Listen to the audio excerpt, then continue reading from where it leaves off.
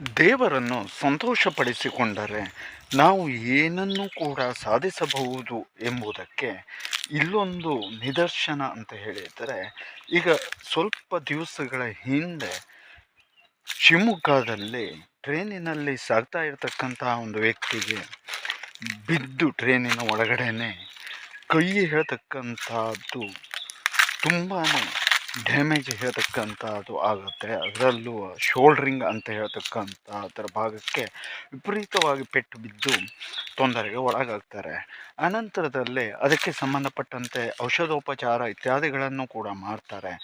ಮಾಡಿದರೂ ಕೂಡ ಆ ವ್ಯಕ್ತಿಯ ಕೈ ಹೇಳ್ತಕ್ಕಂಥದ್ದು ತೊಡೆಯ ರೀತಿಯಲ್ಲಿ ಅಂತ ಹೇಳಿದರೆ ಅಷ್ಟು ದಪ್ಪವಾಗಿ ಇರತಕ್ಕಂಥದ್ದು ಮತ್ತು ವಿಪರೀತವಾದಂತಹ ನೋವಿನಿಂದಾಗಿ ಬಳಲ್ತಾ ಇರ್ತಾರೆ.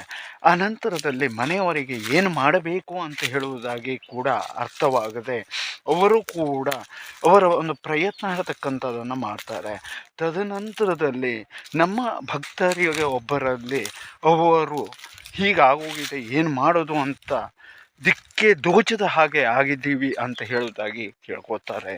ಆಗ ಅವರು ಹೇಳ್ತಾರೆ, ಗರ್ಭ ಚಿಕಿತ್ಸೆ ಅಂತಹ ಒಂದು ಅದ್ಭುತವಾದಂತಹ ಚಿಕಿತ್ಸೆ ಇದೆ, ಅದರ ಮೊರೆಯನ್ನು ನೀವು ಹೋದರೆ ನಿಮ್ಮವರು ತಕ್ಷಣಕ್ಕೆ ಗುಣಮುಖರಾಗ್ತಾರೆ ಎಂಬುದಾಗಿ ಹೇಳ್ತಾರೆ. ನೀವು ಅಡ್ಡಿಲ್ಲ ಅಂತ ಹೇಳಿ ಆದರೆ ನಾನು ಅವರಿಗೆ ಕರೆಯನ್ನು ಮಾಡಿ ಮಾತಾಡಿ ಆನಂತರದಲ್ಲಿ ಚಿಕಿತ್ಸೆಯನ್ನು ಮಾಡಿಸಿಕೊಡ್ತೇನೆ ಅಂತ ಹೇಳುವುದಾಗಿ.